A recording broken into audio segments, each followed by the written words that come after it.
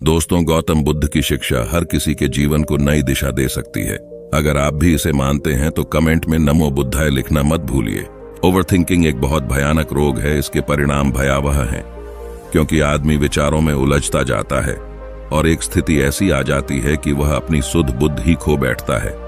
क्या खाना है, कब खाना है, क्या पहनना है, कितना पहनना है, कहाँ बोलना है, कहाँ चुप रहना है, उसे ख्याल ही नहीं रहता।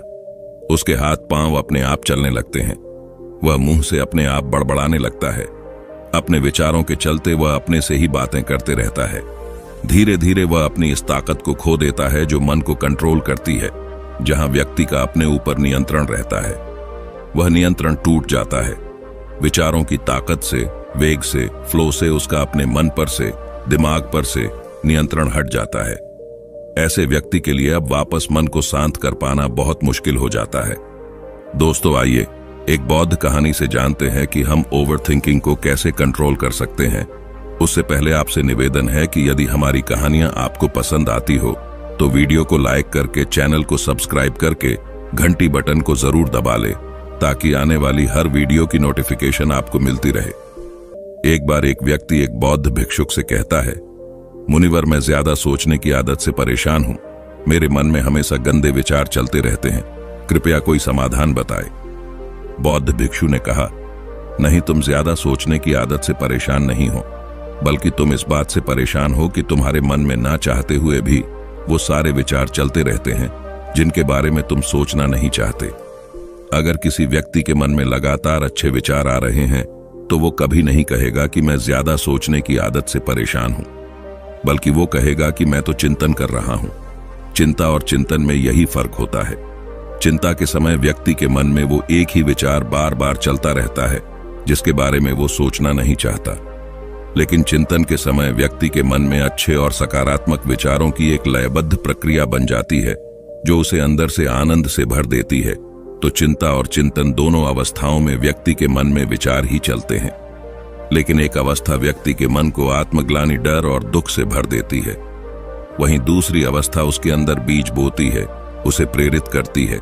कुछ महत्वपूर्ण और सकारात्मक बदलाव लाने के लिए तो तुम्हारी समस्या मन में बहुत सारे विचारों का चलना नहीं, बल्कि कुछ गलत और अनचाहे विचारों का बार बार चलना है। व्यक्ति ने कहा, मुनिवर, लेकिन यह कैसे पहचाना जाए कि कौन से विचार अच्छे हैं और कौन से बुरे?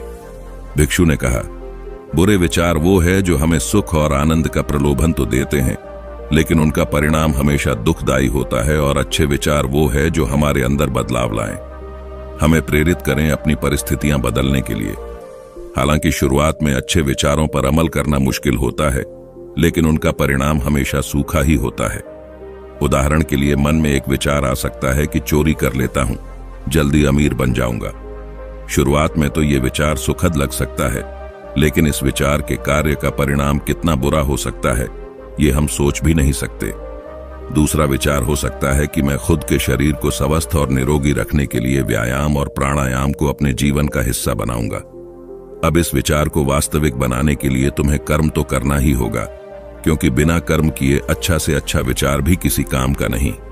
अब समझने वाली बात यह है कि लगातार अपना कर्म करने से हमें सुख और आनंद मिले ना मिले, लेकिन कर्म ना करने से होने वाली आत्मग्लानि, दुख, पश्चाताप से हम जरूर बच जाते हैं। बौद्ध भिक्षु ने आगे कहा, आज मैं तुम्हें गौतम बुद्ध की शिक्षाओं और उनके जीवन से 5 ऐसी बातें बताने जा रहा हूं जिनका पालन करके तुम अपने विचारों को साफ रख सकते हो, अपने मन को शांत और निर्मल रख सकते हो। भिक्षु ने कहना शुरू किया, पहली बात, अपने शरीर को हमेशा साफ सुथरा रखें। हमारे शरीर और मन के बीच एक गहरा संबंध होता है। हम अपने शरीर को जैसा रखेंगे हमारे विचार भी वैसे ही होते चले जाएंगे। शरीर को साफ सुथरा रखना भी एक विशिष्ट आदत है जो हमें हजारों में भी दूसरों से अलग बनाता है। सिर के बाल से लेकर पैर के नाखून तक हमारा शरीर एकदम साफ रहना चाहिए। उसमें से सुगंध आनी चाहिए, और अगर सुगंध नहीं आ रही तो कम से कम बदबू तो नहीं आनी चाहिए, क्योंकि कचरे के ढेर में कचरा ही फेंका जाता है, फूल नहीं। इसीलिए अगर आप अपने बाहरी शरीर को बुरी तरह अस्त व्यस्त और गंदा रखेंगे तो हमारे अंदर विचार भी गंदे ही आएंगे, और अगर बाहरी शरीर को आकर्षक और साफ सुथरा रखेंगे तो विचार भी अच्छे ही आएंगे। एक सुगंध अंदर की भी होती है, जो कि सकारात्मक विचार और शांत चित्र के होने से आती है। यह सुगंध हर उस व्यक्ति के शरीर से आती है जो अंदर से शांत हो चुका है। गौतम बुद्ध के शरीर से भी एक मनमोहक सुगंध आती थी जो हर उस व्यक्ति को मोहित कर लेती थी जो उनके संपर्क में आता था। बुद्ध के चेहरे की आभा भरी शांति और उनके शरीर की मनमोहक सुगंध से कोई भी व्यक्ति प्रभावित हुए बिना रह नहीं पाता था। दूसरी बात, अपने शरीर के अंदर की गंदगी को बाहर निकालो, यानी अपने शरीर को अंदर से साफ करो, और यह संभव है शारीरिक तप के माध्यम से। शारीरिक तप से मतलब है कि हर रोज व्यायाम करना और समय समय पर उपवास रखना। ये दोनों ही काम हमारे शरीर में जमा गंदगी और चर्बी को बाहर निकाल शरीर को भीतर से साफ कर देते हैं। और जब शरीर अंदर से साफ और स्वस्थ होगा तो मन में शरीर को लेकर उठने वाले नकारात्मक विचार खत्म हो जाएंगे और उनकी जगह अच्छे व स्वस्थ विचार जन्म लेंगे। अब देखते हैं कि गौतम बुद्ध शरीर को स्वस्थ रखने के लिए शारीरिक व्यायाम कैसे करते थे। बुद्ध को नगर के सेठ और राजा महाराजा अपने यहाँ भोजन पर आमंत्रित करते थे और वो बुद्ध को महल तक लाने के लिए अच्छे से अच्छे रथ और महंगे उपहार भी भेजते थे। लेकिन बुद्ध कभी भी रथ पर नहीं सवार हुए, वो हमेशा पैदल ही जाते थे, फिर चाहे यात्रा कितनी लंबी क्यों ना हो। बुद्ध कहा करते थे कि यह शरीर बना ही परिश्रम करने के लिए है। लोग परिश्रम ना करके अपने शरीर को कमजोर, असाध्य और रोगी बना रहे हैं। पैदल चलने से शरीर को कष्ट होता है और शरीर को जितना कष्ट होता है शरीर उतनी ही अच्छी अवस्था में रहता है। दोस्तों, एक्सपर्ट का मानना है कि फिट रहने के लिए रोज जिम में 1-2 घंटे मेहनत करके पसीना बहाना जरूरी नहीं है, बल्कि इसकी जगह अगर आप हर रोज सिर्फ 10,000 कदम चलते हैं तो यह आपके शरीर के लिए एक कंप्लीट एक्सरसाइज का काम करता है।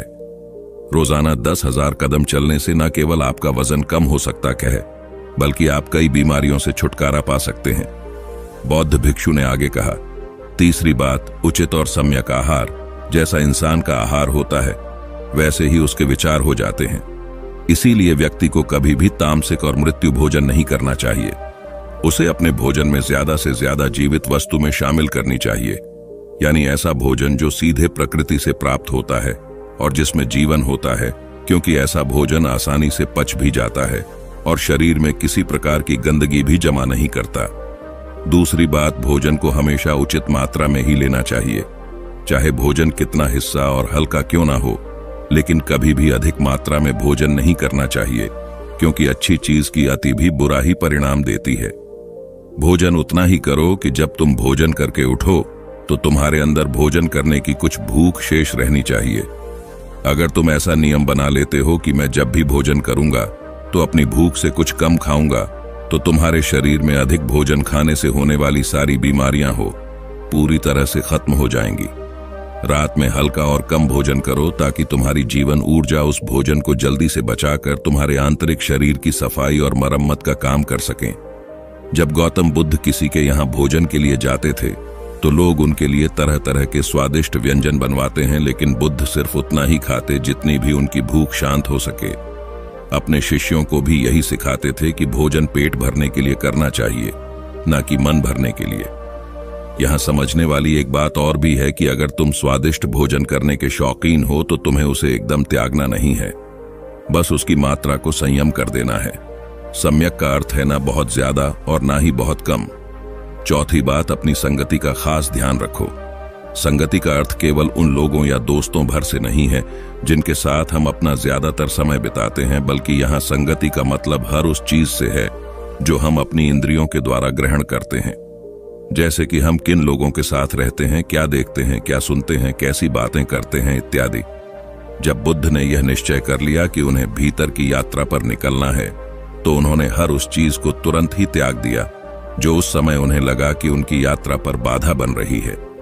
इससे यह सीखने को मिलता है कि हमें अपने लक्ष्य को प्राप्त करने के लिए अपनी आरामदायक अवस्था से बाहर निकलना ही होता है और उन चीजों और लोगों को भी त्यागना होता है जिन्हें त्यागना बहुत ही मुश्किल होता है। जब सिद्धार्थ बुद्ध नहीं बने थे और अपने प्रश्नों की खोज में थे तो बहुत से राजाओं और नगर सेठों ने उन्हें निमंत्रण दिया कि वो उनके महल में आकर अपनी ध्यान साधना करें। उन्हें वहां कोई परेशान नहीं करेगा। गर्मी, सर्दी, बरसात तीनों से बचने की पूरी व्यवस्था की जाएगी।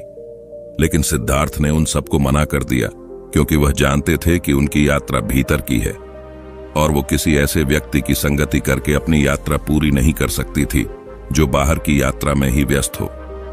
वो सारे सम्राट, राजा और नगर सेठ बाहरी दुनिया में ही लिप्त थे। फिर उनकी संगत करने का क्या अर्थ? इस घटना से सीखने वाली बात यह है कि हमें ऐसे इंसान की संगति नहीं करनी चाहिए जो हमारे लक्ष्य की प्राप्ति में बाधा बनी, फिर चाहे वो व्यक्ति कितना ही शक्तिशाली, धनवान और बुद्धिमान ही क्यों ना हो। आगे चलकर सिद्धार्थ ने अपने गुरुओं को भी त्याग दिया जब उन्हें यह लगने लगा कि उनकी संगति उनकी यात्रा में बाधा बन रही है। यहाँ एक और बात सीखने वाली यह है कि यह जरूरी नहीं कि कल जो संगति हमारे लिए अच्छी थी वो आज भी हमारे लिए अच्छी ही है। समय और लक्ष्य के अनुसार संगति को बदलना आवश्यक हो जाता है।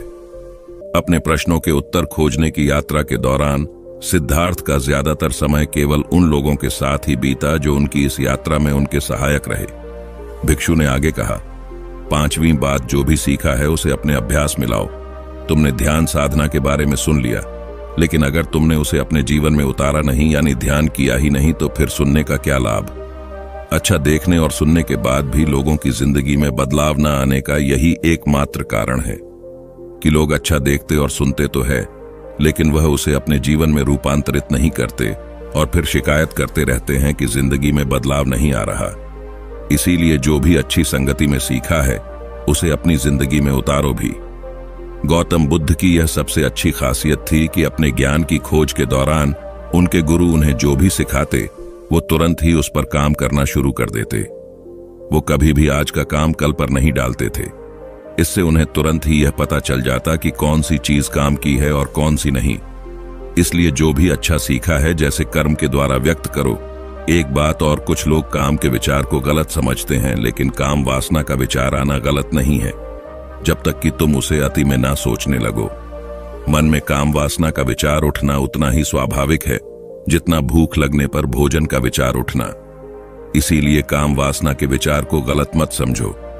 इंसानी जीवन को आगे ले जाने के लिए इस विचार का उठना बेहद जरूरी है। सबसे पहले तो तुम यह निश्चित करो कि तुम एक काम वासना में लिप्त होना है या इससे ऊपर उठना है। अगर लिप्त होना है तो पूरे होश के साथ लिप्त हो, इसे पूरा अनुभव करो। फिर इसके बारे में मन में किसी प्रकार की ग्लानि या पश्चाताप का भाव मत रखना, क्योंकि यह कोई पाप नहीं है। और अगर तुम्हारा लक्ष्य इससे ऊपर उठना है तो फिर सीखो कि कैसे काम वासना से ऊपर उठा जा सकता है। अगर तुम इन 5 बातों को अपने जीवन में उतार लेते हो तो तुम्हारे दिमाग में अच्छे विचारों का एक चक्र बन जाएगा। फिर चाहकर भी तुम्हारे दिमाग में बुरे विचार नहीं आएंगे जब तक कि तुम इन आदतों को दोबारा से त्याग ना दो। दोस्तों, हमारा मन हमसे सिर्फ बुरे काम ही नहीं करवाता, बल्कि यह आपसे अच्छे काम भी करवाता है। मैं आपको एक उदाहरण देकर समझाता हूं। जब आप ईर्ष्या का सहारा लेते हैं तब आपका मन बुरे काम करता है, और जब आप क्रोध का सहारा लेते हैं तब आपका मन बुरे काम करता है। जब आप मोह, अहंकार और लालच जैसे बुरी चीजों का सहारा लेते हैं तब आपका मन आपसे बुरे काम करवाता है, और जब आप प्रेम, दया और कृतज्ञता जैसी अच्छी भावनाओं का सहारा लेते हैं तब आपका मन अच्छे काम करता है। इसलिए समस्या मन नहीं है, बल्कि मन का इस्तेमाल किस तरह से किया जा रहा है, यह समस्या है। गौतम बुद्ध ने जागरूकता को इतना महत्वपूर्ण इसलिए बताया हुआ है क्योंकि जागरूकता के द्वारा ही अपने मन को नियंत्रित कर सकते हैं। मन को नियंत्रित करने का मतलब यह नहीं है कि आपके मन में नेगेटिव विचार आने ही बंद हो जाए। मन को नियंत्रित करने का सही मतलब यह है कि आपका कोई भी विचार आपको विचलित ना कर पाए। विचलित होने का अर्थ सिर्फ परेशान होना नहीं है, बल्कि खुश होना भी होता है। बहुत ज्यादा खुश होना समस्या नहीं है, परंतु उस खुशी में कोई निर्णय लेना समस्या है। उदाहरण के लिए किसी से कोई वादा कर देना। ठीक उसी प्रकार बहुत ज्यादा दुख होना समस्या नहीं है, बल्कि इस दुख के कारण कोई निर्णय लेना समस्या है। अगर आप पूरे जागरूकता के साथ यह देख पाए कि सुख और दुख, इन दोनों की अति में कोई भी निर्णय लेना दुख और समस्या को जन्म देता है, तो आप आंख बंद करके सुख के पीछे नहीं भागेंगे। और अगर आप सुख के पीछे नहीं भागेंगे तो दुख आपके पीछे नहीं भागेगा, क्योंकि ज्यादातर लोग जिसे सुख समझते हैं वह दुख की परछाई है। अब लोग इस बात का यह अर्थ निकाल लेंगे कि हमें सुख का आनंद नहीं लेना चाहिए, जबकि यह निष्कर्ष बिल्कुल गलत है।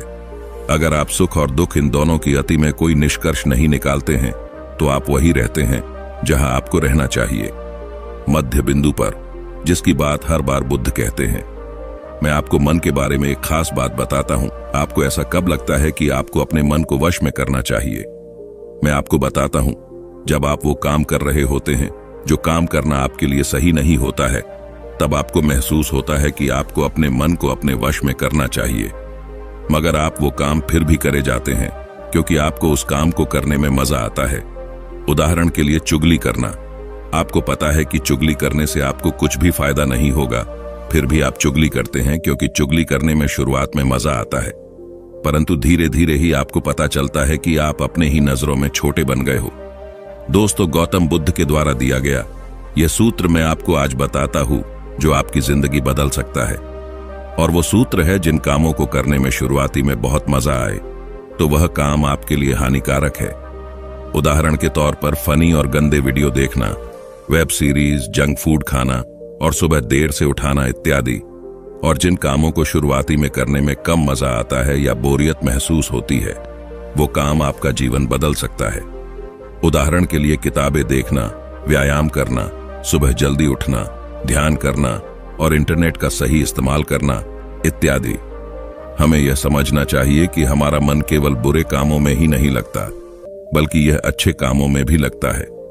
फर्क सिर्फ इतना है कि बुरे कामों में यह जल्दी लग जाता है क्योंकि बुरे काम करते वक्त शुरुआत में ही मजा होता है, और अच्छे कामों में यह देर से लगता है क्योंकि अच्छे कामों में मजा देर से मिलता है।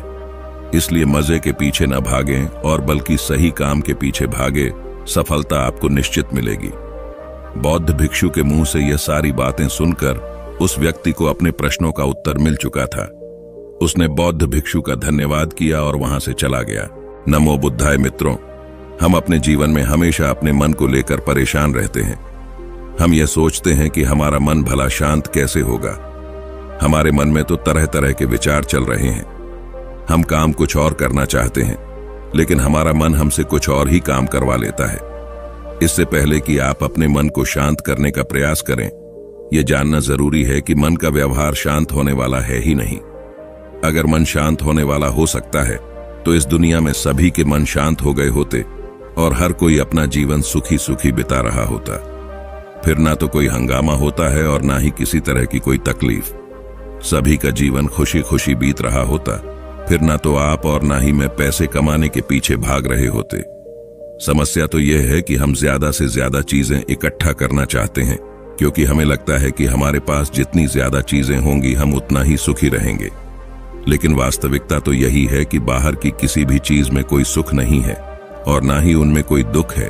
और यही कारण है कि जब हम किसी चीज के पीछे भाग रहे होते हैं, जब हम कोई चीज को पाना चाहते हैं तो उसे पाकर हमें पल भर के लिए खुशी तो मिलती है, लेकिन बाद में हम उस खुशी का एहसास नहीं कर पाते। वो खुशी दुख में परिवर्तित हो जाती है और इसी प्रकार से हम एक चीज से दूसरी चीज, दूसरी से तीसरी चीज के पीछे लगातार भागते रहते हैं क्योंकि हमें ऐसा ही लगता है कि यदि हम वह चीज पा लेंगे तो हम सुखी हो जाएंगे। लेकिन वास्तविकता में वही सुख हमारे दुख का कारण बन जाता है, जिस कारण हमारा मन बेचैन रहने लगता है। हम उस चीज को पाने के लिए तरह तरह के उपाय करते हैं, लेकिन उससे हमें फायदा नहीं होता है, जिस कारण हमारा मन और भी बेचैन होने लगता है और यह बेचैनी धीरे धीरे चिंता का रूप ले लेती है और हमारा मन पूरी तरह से अशांत हो जाता है। हमें कुछ भी अच्छा नहीं लगता। हमें लगता है कि जो कुछ हमने मांगा था उसका उल्टा हो रहा है, सब कुछ हमारे विपरीत जा रहा है। और फिर हम अपने मन को शांत करने के लिए ध्यान करना शुरू करते हैं, क्योंकि एक ध्यान ही वह मार्ग है जो हमें ज्ञान की ओर ले जाता है। वह हमें यह बताता है कि बाहर किसी भी चीज में कोई सुख नहीं है। बुद्ध कहते हैं, दुख और सुख तो हमारे मन का भ्रम है। यह हमारे मन की एक उपज है जिसके लालच में हमारा मन हमें यहां वहां भागता रहता है। जैसे कि महीनों से भूखे एक भिखारी को अगर एक सूखी रोटी भी मिल जाए तो वह उसके लिए सुख है, वह उसके लिए अमृत है। और ठीक उसी के विपरीत यदि किसी धनवान के घर पर 56 प्रकार के भोग भी बन जाए तब भी वह उसे खाकर तो दुखी ही रहेगा। यह तो उनकी मन स्थिति पर निर्भर करता है। इसे और अच्छे से समझने के लिए जो आज की कहानी मैं आपको सुनाने जा रहा हूं, इस कहानी के माध्यम से आप यह समझ पाएंगे कि हमारे मन की स्थिति क्या है और हम इसे कैसे नियंत्रित कर सकते हैं। उससे पहले यदि आप भी महात्मा बुद्ध को दिल से मानते हैं और उनके भक्त हैं तो वीडियो को लाइक करके अनजाना पथ चैनल को सब्सक्राइब करें और कमेंट बॉक्स में नमो बुद्धाय जरूर लिखें। तो चलिए बिना किसी देरी के कहानी को शुरू करते हैं। एक समय की बात है, एक गांव में एक युवक रहता था जिसका मन बहुत ही अशांत रहता था। वह हमेशा तनाव में रहता। वो अपने मन को शांत करना चाहता था, लेकिन उसे कोई भी उपाय नजर नहीं आ रहे थे। उसके जीवन में कई प्रकार के दुख थे जिनके कारण वह हमेशा तकलीफ में रहता, तनाव में रहता। एक दिन उसे पता चला कि उसके गांव में एक बौद्ध भिक्षु आए हुए हैं जो सभी को दुख और सुख पर उपदेश दे रहे हैं। वह युवक तुरंत ही घर से निकला और उनके आश्रम जा पहुंचा। वहां पर पहुंचने के बाद उस युवक ने देखा कि वह बौद्ध भिक्षु सभी गांव वालों को उपदेश दे रहे थे। बौद्ध भिक्षु कह रहे थे कि सभी के जीवन में कोई ना कोई सुख और दुख तो आता ही रहता है, जिसके कारण हमारा मन बहुत अशांत रहता है, और एक अशांत मन इस दुनिया का कोई भी सुख नहीं ले सकता। फिर चाहे उसे पूरी दुनिया की धन दौलत ही क्यों ना मिल जाए, वह उसे पाकर भी दुखी ही रहेगा। परंतु जिस व्यक्ति का मन शांत है, उसके पास चाहे कुछ भी हो या ना हो, वह हर छोटे पल का आनंद ले सकता है। वो हर पल को खुशी खुशी जी सकता है इस दुनिया का, और इस जीवन का परम सुख भी प्राप्त कर सकता है। इतना कहकर उन बौद्ध भिक्षु ने अपना प्रवचन समाप्त कर दिया और वापस आश्रम की ओर लौट गए। युवक भी उनके पीछे पीछे आश्रम पहुंच गया और इस युवक ने उन बौद्ध भिक्षु से कहा, हे गुरुवर, अभी कुछ देर पहले आप उपदेश दे रहे थे कि एक शांत मन हर पल का आनंद ले पाता है, हर पल को सूखी सूखी जी पाता है। लेकिन इस दुनिया में सभी के पास मन है और सभी के मन अशांत है, तो ऐसे में भला अपने जीवन को कोई सूखी सूखी कैसे जी सकता है? इस दुनिया में शांत मन किसी के पास नहीं। मेरे पास भी एक ही मन है और वह भी शांत नहीं है। गुरुवार, क्या आप बता सकते हैं कि मैं अपने इस मन को कैसे शांत करूं?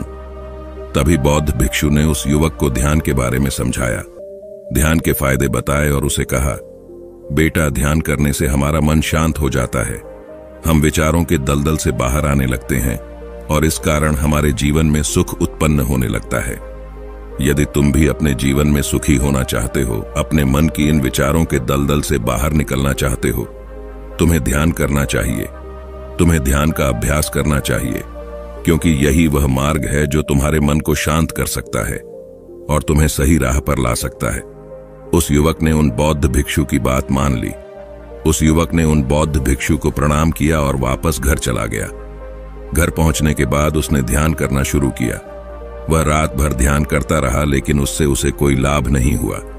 इस कारण वह अगली सुबह फिर से उन बौद्ध भिक्षु के पास पहुंचा और उन बौद्ध भिक्षु से कहता है, गुरुवर, आपके कहे अनुसार मैंने रात भर ध्यान किया है, लेकिन उससे मुझे कोई लाभ नहीं हुआ। मेरा मन तो अभी भी अशांत है। आप तो कह रहे थे कि ध्यान करने से हमारा मन शांत हो जाता है। तभी वह बौद्ध भिक्षु उस युवा से कहते हैं, ध्यान कोई एक बार करने की चीज नहीं है, ये तो अभ्यास है और धीरे धीरे समय के साथ मन शांत होता जाएगा। इस पर वह युवक कहता है, हे गुरुवर, मेरे पास इतना समय नहीं है। मुझे कोई ऐसा मार्ग बताइए जिससे जल्दी जल्दी मेरा मन शांत हो जाए और मैं खुशी खुशी अपना जीवन जीने लग जाऊं। ऐसे तो मेरा बहुत समय बर्बाद हो जाएगा। मुझे कुछ ऐसा बताइए गुरुदेव जिससे मेरा मन आज के आज और अभी शांत हो जाए, जिससे मैं सुख की अनुभूति कर पाऊं, मुझे सुकून मिले। उस युवक की यह बात सुनकर बौद्ध भिक्षु मुस्कुराने लगे। उन्होंने उस युवक से कहा, बेटा, मेरे पास तुम्हारे लिए कुछ ऐसा है जिससे तुम्हारा मन अभी के अभी शांत हो जाएगा। इतना कहकर वह बौद्ध भिक्षु अपने आश्रम में गए और अंदर से एक मटका लेकर आए और उस युवक को थमाते हुए कहते हैं, जाओ और पास की बह रही उस नदी से इस मटके में पानी भर कर लाओ। उन बौद्ध भिक्षु के इतना कहने के बाद उस युवक ने वह मटका हाथ में ले लिया और नदी की तरफ जाने लगा। उसके बाद मन ही मन सोच रहा था कि लगता है ये गुरु पागल है, इन्हें कुछ नहीं पता। भला यह मटका मेरे जीवन में शांति कैसे ला सकता है या मेरे मन को शांत कैसे कर सकता है। लेकिन उसके पास और कोई रास्ता नहीं था, जिसके कारण उसने मटका लिया और पास वाली नदी के पास पहुंच गया। उसने उस नदी में से उसमें पानी भरना शुरू किया, लेकिन जैसे ही उस व्यक्ति ने उस मटके को नदी से बाहर निकाला तो उस युवक ने देखा कि उसके चारों ओर छोटे छोटे छेद हैं, जिससे पानी तेजी से बाहर की ओर निकल रहा था। उसने लगातार कई बार प्रयास किए, लेकिन काफी बार कोशिश करने के बाद भी वह उस मटके को पूरा नहीं भर पाया और थक हार कर उन बौद्ध भिक्षु के पास वापस लौटा और क्रोधित होकर कहता है, गुरुवर, आपने यह कैसा मटका दिया है? इसके चारों तरफ तो छेद है, भला मैं इसमें पानी कैसे भरकर ला सकता हूं? जब भी मैं पानी भरता हूं, इस मटके के छेद से सारा पानी बाहर निकल जाता है। इसको मैं पूरा नहीं भर सकता। तभी वह बौद्ध भिक्षु उस युवक को शांत कराते हुए कहते हैं, बेटा शांत हो जाओ, तुम्हें तुम्हारे प्रश्न का जवाब ही तो दे रहा हूं, और यदि तुम क्रोधित अवस्था में इस जवाब को सुनोगे तो इसे समझना तुम्हारे लिए मुश्किल हो जाएगा। इसलिए शांत हो जाओ और मेरी बात समझने का प्रयास करो। ये जो मटका मैंने तुम्हें दिया है, इसे अपना मन समझो, और मन केवल दो ही प्रकार से शांत हो सकता है। पहला ये कि तुम उसे लबालब पूरा भर दो और उसमें कुछ भी और आने जाने की जगह ना बचे। क्या तुम इस मटके को इस प्रकार भर सकते हो? इस पर वह युवक कहता है, हे गुरुवर, मैं इस मटके को लबालब नहीं भर सकता, क्योंकि जब भी मैं इसमें पानी भरता हूं, सारा पानी तो छेद से बाहर निकल जाता है। तभी वह बौद्ध भिक्षु उस युवक से कहते हैं, ठीक इसी तरह हम भी अपने मन को कभी नहीं भर सकते। हम जितना इसमें डालते जाएंगे, वह सब कुछ हमारे शरीर के द्वारा बाहर आता रहेगा, फिर चाहे वह क्रोध हो, प्रेम हो या फिर दया। हम जो भी अपने अंदर आने देते हैं, वही हमारे अंदर से बाहर भी आता है, और इसीलिए मैंने तुम्हें छेदों वाला मटका दिया, क्योंकि यह हमारे मन के जैसा ही है। और जब हम इस मन को वश में करना चाहते हैं, तब तुम अपना समय बेकार कर रहे हो। क्या तुमने एक पल के लिए भी यह नहीं सोचा कि इसी प्रकार तो तुम अपने मन को भरने में भी लगे हुए हो? क्या इससे तुम्हारा समय बर्बाद नहीं हो रहा? क्या इससे तुम्हारा जीवन बर्बाद नहीं हो रहा? क्योंकि जिस भी चीज से तुम अपने मन को भरोगे, वह तो बाहर निकल ही जाएगा। उस युवक को अपनी गलती का एहसास हुआ। वह तुरंत उस बौद्ध भिक्षु के चरणों में गिर गया और उस बौद्ध भिक्षु से कहता है, गुरुवर, आपने सच कहा। मैंने कभी भी इसके बारे में नहीं सोचा कि मैं अपना जीवन अपने आप ही बर्बाद कर रहा था। ठीक है, मैं तो इस बात से अनजान था, लेकिन आज आपने मेरी आंखें खोल दी। परंतु गुरुवर, अगर यह मन को पूरी तरह भरने का पहला तरीका मन को शांत नहीं कर सकता, तो मन को शांत करने का दूसरा तरीका कौन सा है? गुरुवर मुस्कुराते हुए उस आदमी से कहते हैं, दूसरा तरीका है कि अपने मन को पूरी तरह खाली कर दो। इस पर वह व्यक्ति कहता है, गुरुवर, आप ही मुझे बताइए कि मैं अपने मन को खाली कैसे कर सकता? तभी बौद्ध भिक्षु कहते हैं, बेटा, यह तो बहुत ही सरल है। बाहर के बेकार चीज अपने भीतर मत जाने दो। इस प्रकार तुम्हारा मन अपने आप ही खाली हो जाएगा।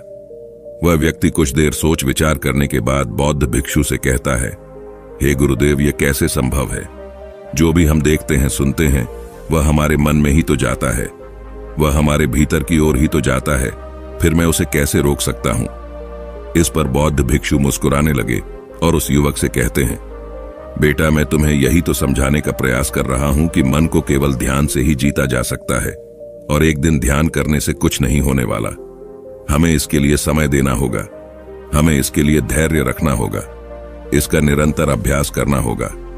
आगे बौद्ध भिक्षु उस युवा से कहते हैं, बेटा, क्या तुम्हें प्यास लगी है? युवक कहता है, हाँ गुरुवर, मुझे बहुत जोरों की प्यास लगी है। इस पर उन बौद्ध भिक्षु ने उस युवक के लिए पानी लेकर आए और कहा, ये लो, पानी पी लो, इससे तुम्हारी प्यास बूझ जाएगी। लेकिन मुझे एक बात बताओ, क्या आज पानी पी लेने से फिर तुम्हें कभी प्यास नहीं लगेगी? तुम कभी फिर मुझसे पानी नहीं मांगोगे? इस पर वह युवक कहता है, गुरुवर, आप कैसी बातें कर रहे हैं? पानी तो हमारे जीवन का एक हिस्सा है, इसके बिना तो हम मर जाए, और आप कह रहे हैं कि आज पानी पी लो और उसके बाद में कभी पानी न पिए। ये भला कैसे संभव है? प्यास तो हमें रोज लगती है और हम रोज पानी पीते हैं, इसके बिना तो हम मर जाएंगे। तभी बौद्ध भिक्षु मुस्कुराते हुए उस युवक से कहते हैं, ठीक इसी प्रकार एक दिन के ध्यान से हमारा मन शांत नहीं हो सकता। उसे भी रोज भूख लगती है और उसे रोज रोज हमें आहार भी देना होगा। उसे भी रोज पानी पीने की जरूरत होती है, और ठीक उसी प्रकार हमें हर दिन ध्यान करने की भी जरूरत होती है। और जब हम निरंतर ध्यान करते हैं, इसका अभ्यास करते हैं, तो देखते ही देखते हमारे मन की भूख शांत होने लगती है, और एक समय पर हमारा मन सारे विचार उत्पन्न करना बंद कर देता है। तब वह बाहर से कुछ भी ग्रहण नहीं कर पाता, और जो कोई भी विचार हमारे भीतर है, वह सारे विचार देखते ही देखते समाप्त हो जाते हैं, और इसी प्रकार धीरे धीरे हमारा मन शांत होने लगता है। आगे वह बौद्ध भिक्षु उस युवक से कहते हैं, बेटा, तुम ही तो कह रहे थे कि तुमने रात भर ध्यान किया है, लेकिन उसके बाद भी तुम्हारा मन शांत नहीं हो रहा। बेटा, तुम चाहो तो 1 घंटे के लिए ध्यान कर सकते हो, चाहो तो पूरा दिन भर तुम ध्यान करो, लेकिन इसका लाभ भी तुम्हें उतना ही मिलेगा। मान लो तुम एक दिन के लिए ध्यान करते हो तो इससे तुम्हारे मन को भी शांति केवल कुछ समय के लिए ही मिलेगी, या हो सकता है कि वह 1 घंटे के लिए शांत रहे या फिर केवल कुछ क्षणों के लिए, लेकिन वह शांत अवश्य होगा। लेकिन जैसे ही उसे फिर से भूख लगेगी, वह फिर से अशांत हो जाएगा और फिर से यहां वहां भागने लगेगा और वह अपने विचारों की तलाश में आगे जाएगा, क्योंकि उसे भी तो भूख लगी है, उसे भी तो खाना चाहिए, उसे भी तो पानी चाहिए। जैसे कि जब तुम्हें भूख लगती है तुम शांत हो जाते हो, क्योंकि तुम्हें भोजन चाहिए, पानी चाहिए, ताकि तुम अपने पेट की भूख को मिटा सकें और तुम्हें शांति मिले। इस पर वह युवक कहता है, आप सत्य कहते हैं, मैं ही गलत था, मेरी ही गलती है। मैं अपने मन को शांत करके रहूंगा, फिर चाहे इसके लिए मुझे कितना भी समय क्यों न लग जाए। मैं इस खाली मटके में पानी भरकर अपने जीवन को बर्बाद नहीं करना चाहिए। मैं अपने मन को शांत करके ही रहूंगा, मैं अपने मन को पूरी तरह से खाली कर दूंगा। इतना कहकर उस युवक ने उन बौद्ध भिक्षुओं को प्रणाम किया और वापस अपने घर की ओर लौट गया। दोस्तों, हम लोगों के जीवन में भी कई प्रकार की समस्याएं हैं और हम उन समस्याओं का समाधान करना चाहते, और अंत में हमें जो मार्ग मिलता है वह ध्यान है। हम ध्यान तो करना चाहते हैं, लेकिन हम उसके परिणाम को तुरंत पाना चाहते हैं। जब हम शुरू में ध्यान करते हैं तो हमें उसका कुछ भी लाभ नहीं मिलता और हमें लगता है कि यह व्यर्थ है, इससे हमें कोई भी फायदा नहीं होने वाला, क्योंकि हमें तो सब कुछ जल्दी जल्दी चाहिए। लेकिन वास्तविकता तो यही है कि ध्यान सब्र और समय मांगता है और साथ ही उसे शांति भी चाहिए। परंतु हम इतने अशांत हैं कि हमारे भीतर ये तीनों चीजें नहीं हैं। इसीलिए अपने भीतर धैर्य पैदा करें। जब आपके भीतर धैर्य पैदा होगा तभी आप सब्र, समय और शांति के महत्व को समझ पाएंगे, और फिर आपका समय चाहे कैसा भी क्यों ना चल रहा हो, आप हर समय खुश रहना सीख जाएंगे। अगर आपका मन अशांत है तो यह किसी और के हाथों में नहीं है कि वह आपके मन को शांत कर सके। यह तो आपके हाथों में है कि आप अपने मन को किस प्रकार और कितनी देर तक के लिए शांत कर सकते हैं। दोस्तों, आपने आज के इस वीडियो से क्या सीखा वह मुझे आप कमेंट में बता सकते हैं। इसी के साथ उम्मीद है कि आपको आज की वीडियो पसंद आई होगी, तो इस वीडियो को शेयर करें और चैनल को सब्सक्राइब करें। तो चलिए फिर मिलते हैं ऐसी एक और नई वीडियो में। तब तक के लिए अपना ख्याल रखें। धन्यवाद। नमो बुद्धाय। नमस्कार दोस्तों, क्या आपने कभी ऐसा महसूस किया है कि आप सफल होना चाहते हैं, लेकिन आपको नहीं पता कि आप क्या करना चाहते हैं? आप अकेले नहीं हैं। बहुत से लोग जीवन में अपने उद्देश्य को खोजने के लिए संघर्ष करते हैं। सफल हम सभी होना चाहते हैं। सफलता की प्राप्ति करना हमारी ख्वाहिश होती है, लेकिन सफलता पाना आसान नहीं होता है। जीवन में कई चुनौतियां और समस्याएं आती हैं जिनसे हमें निपटना होता है। आज मैं आपको एक ऐसी कहानी बताने जा रहा हूं जो आपको अपनी सफलता की यात्रा शुरू करने में मदद करेगी। यह एक ऐसे व्यक्ति की कहानी है जो सफल होना चाहता था, लेकिन उसके पास कोई लक्ष्य नहीं था। एक दिन उसने एक साधु से कुछ सवाल पूछे और साधु के जवाब में उसकी पूरी जिंदगी बदल दी। इस वीडियो में मैं आपको वह कहानी बताऊंगा और मैं आपको उन सवालों के बारे में भी बताऊंगा जो उसने साधु से पूछे थे। ये सवाल आपको अपने लक्ष्यों को निर्धारित करने में और अपनी सफलता की यात्रा शुरू करने में मदद करेंगे। एक बार की बात है, ऐसे ही सफलता की चाह रखने वाला एक व्यक्ति एक बार अपने गुरु से पूछता है कि गुरुदेव, आज हम एक सुनहरे युग में रह रहे हैं। हम आज तक के सबसे अमीर युग में जी रहे हैं, जो शायद इससे पहले कभी भी मौजूद नहीं था। हम एक ऐसी भूमि में रह रहे हैं जहां सभी के लिए भरपूर मौके मौजूद हैं। तो फिर ऐसा क्यों है कि सिर्फ कुछ लोग ही कामयाब हो पाते हैं और बाकी जिंदगी में पीछे रह जाते हैं? गुरु ने उत्तर देते हुए कहा, चलो ऐसे लोगों का उदाहरण लेते हैं जो 25 की उम्र में अपने काम की शुरुआत करते हैं। क्या तुम अंदाजा लगा सकते हो कि 60 की उम्र तक पहुंचते पहुंचते यह लोग जीवन के किस मुकाम पर होंगे? इन लोगों का मानना है और इन्हें पूरा विश्वास भी है कि 25 की उम्र में शुरुआत करने से ये लोग जरूर कामयाब होंगे। अगर तुम इनमें से किसी से भी पूछोगे कि क्या तुम कामयाब होना चाहते हो, तो उन सब का जवाब होगा, बेशक मैं कामयाब होना चाहता हूं। अगर तुम इन लोगों पर और ध्यान दोगे तो तुम्हें पता चलेगा कि इन लोगों में जीवन के प्रति जोश है, जुनून है। उनकी आंखों में एक अजीब सी चमक है और हाव भाव में पक्का इरादा है, और जीवन उनके लिए एक दिलचस्प सफर जैसा है। लेकिन 60 की उम्र तक आते आते जानते हो क्या होगा? इनमें से केवल एक व्यक्ति ही अपनी मनचाही सफलता हासिल कर पाएगा। 4, काफी हद तक सफल हो चुके होंगे और 5 अभी भी उस सफलता के लिए संघर्ष कर रहे होंगे और बाकी के 90 या तो हार मान चुके होंगे या फिर असफलता के दलदल के नीचे दब चुके होंगे और जीवन की बुनियादी जरूरतों के लिए भी दूसरों पर निर्भर होंगे। जरा सोचो कि 100 में से सिर्फ 5 लोग ही जीवन के किसी मुकाम तक पहुंच सकें। लेकिन आखिर क्या वजह है कि इतने सारे लोग नाकाम रहे? उस चमक और जोश का क्या हुआ जो 25 की उम्र में उनके अंदर कूट कूट कर भरी हुई थी? क्या हुआ उनके सपनों, उम्मीदों और इरादों का? और ये लोग अपनी जिंदगी में जो करना चाहते थे और असल में जो कर पाए, उसके बीच इतना अंतर क्यों है? व्यक्ति ने गुरु से कहा, जब आप यह कहते हैं कि सिर्फ 5 लोग ही सफल हो पाए, तो पहले आपको सफलता का मतलब साफ साफ बताना होगा। गुरु ने कहा, अब मैं तुम्हें सफलता का सबसे सही मतलब बताने जा रहा हूं। सफलता का मतलब है किसी निश्चित लक्ष्य को साफ साफ तय कर, सोच समझकर उस दिशा में आगे जाते रहना। अगर कोई इंसान पहले से ही तय किए गए किसी निश्चित लक्ष्य, यानी ऐसा लक्ष्य जो पक्का है और जिसमें कोई बदलाव नहीं होता, उसकी दिशा में काम कर रहा है और अच्छे से जानता है कि वह कहां जा रहा है और उसे कहां जाना है, तो वही इंसान कामयाब है। और अगर वह ऐसा नहीं कर रहा है तो वह नाकामयाब है। यानी कामयाबी का मतलब तय किए गए लक्ष्य को समझते हुए उस दिशा में आगे जाना होता है। असल में हमारे समाज में हिम्मत और हौसले का उल्टा कायरता नहीं है, बल्कि समानता या अनुरूपता है। और आज इंसान के सामने यही सबसे महत्वपूर्ण चुनौती है। और इतने सारे लोगों की असफलता का सबसे मुख्य कारण भी अनुरूपता का अर्थ है, बिना सोचे समझे लोगों के अनुसार चलने की मानसिकता।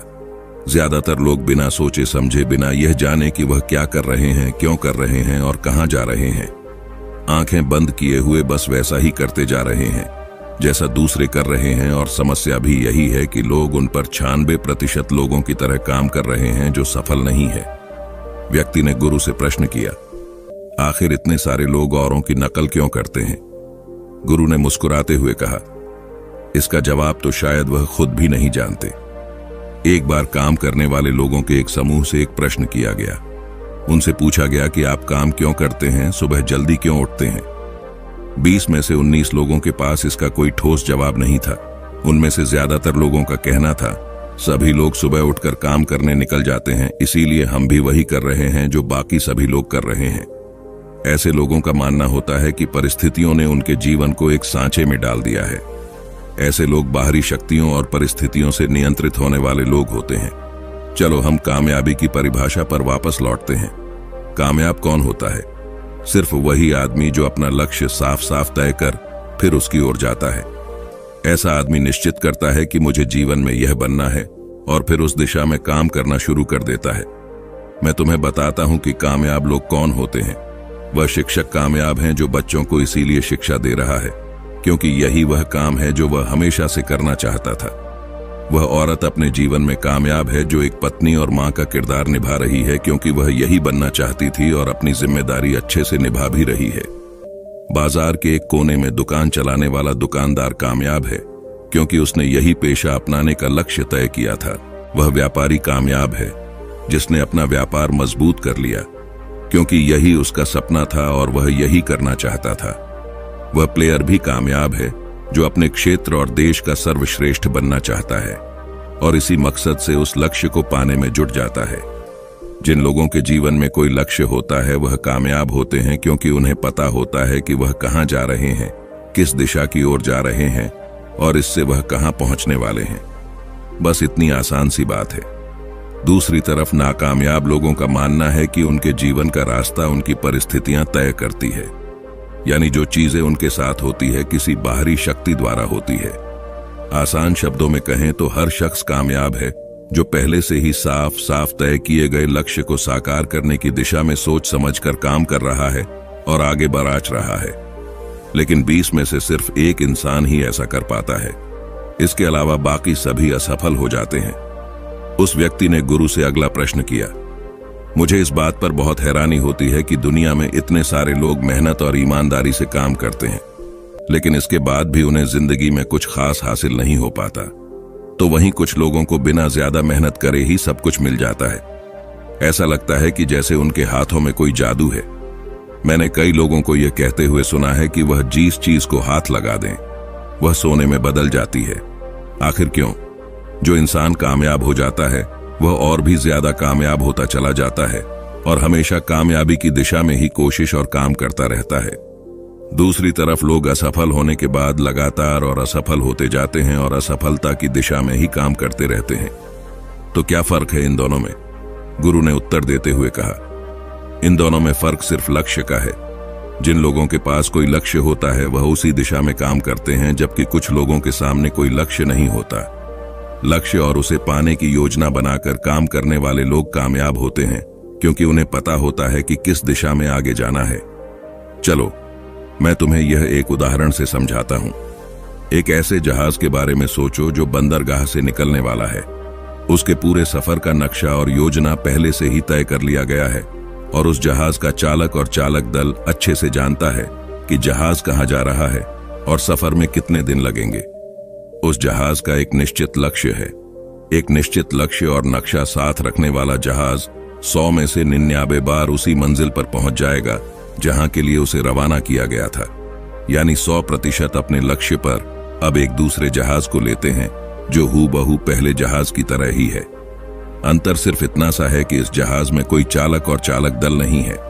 इसका कोई निश्चित लक्ष्य नहीं है और ना ही कोई मंजिल है।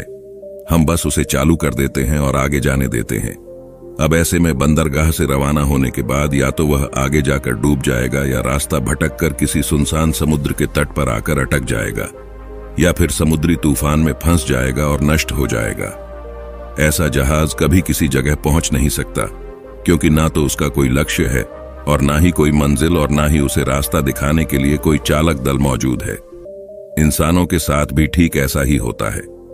व्यक्ति ने अगला प्रश्न किया, जीवन में एक निश्चित लक्ष्य रखने वाले लोग कामयाब क्यों होते हैं और जिनका कोई लक्ष्य नहीं होता वह असफल क्यों हो जाते हैं? गुरु ने मुस्कुराते हुए कहा, बेटा, हम जैसा सोचते हैं वैसे ही हम बन जाते हैं। इतिहास में आज तक जितने भी महान और बुद्धिमान शिक्षक, संत या पैगंबर हुए हैं, वह इस एक बात पर वह सभी पूरी तरह से सहमत रहे हैं कि इंसान जैसा सोचता है वैसा ही बन जाता है। एक आदमी का जीवन उसके विचारों से बनता है, यानी उसका जीवन वैसा ही होता है जैसे उसके विचार होते हैं, जैसा वह दिन भर सोचता है। अगर आदमी चाहे और धैर्य रखें तो उसे हर चीज हासिल हो सकती है। वह इंसान जिसके पास एक निश्चित लक्ष्य होता है वह उसे हर हाल में पूरा करने का प्रयास करता है, और अगर उसमें पक्का इरादा हो तो उसके रास्ते में आने वाली कोई भी रुकावट उसे रोक नहीं सकती, क्योंकि वह अपने लक्ष्य को पूरा करने के लिए अपने अस्तित्व को भी दांव पर लगा देता है। इंसान अपनी सोच और अपने विचारों में बदलाव लाकर अपने जीवन को बदल सकता है। धीरे धीरे तुम्हारी सोच का तुम्हारे जीवन के साथ इतना गहरा रिश्ता बनता चला जाएगा कि तुम्हारी इच्छाएं हकीकत में बदलने लगेंगी। दरअसल इस प्रक्रिया में हमारी सोच, हमारी भावनाएं और आदतें इस प्रकार घुल मिल जाती हैं कि हमारा विश्वास सच बनकर हमारे सामने आ जाता है।